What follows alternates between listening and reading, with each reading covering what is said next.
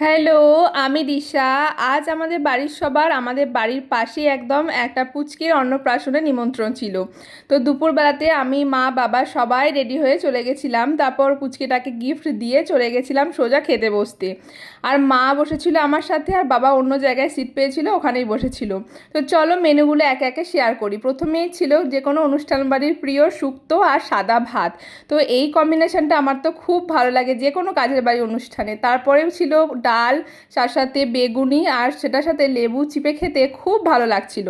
প্রত্যেকটা কাজের বাড়িতে এই খাবারটা খেতে এত ভালো লাগে যে কি বলবো, মুখে বলে বোঝানো যাবে না।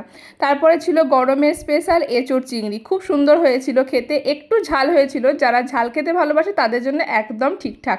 তারপরে ছিল মাছের থেকে আমি পেটির পিসটাই প্রত্যেকবার চেয়ে নিই, কারণ পেটি ছাড়া কাজের অনুষ্ঠানে আমি একদম খেতে পারি না কাটা বেছে। আর মায়ের যেহেতু সোমবার খায় না, তাই মা পনির দিয়ে খাচ্ছিল। আর যেহেতু গরমকাল, আমের চাটনি তো হবেই, আমের চাটনির সাথে পাঁপড় ভাজা। আর অন্নপ্রাশনের স্পেশাল পায়েস ছিল, আর বড় বড় সাইজের রসগোল্লা ছিল, খুব সফট ছিল রসগোল্লাটা, ভীষণ ভালো লাগছিল খেতে।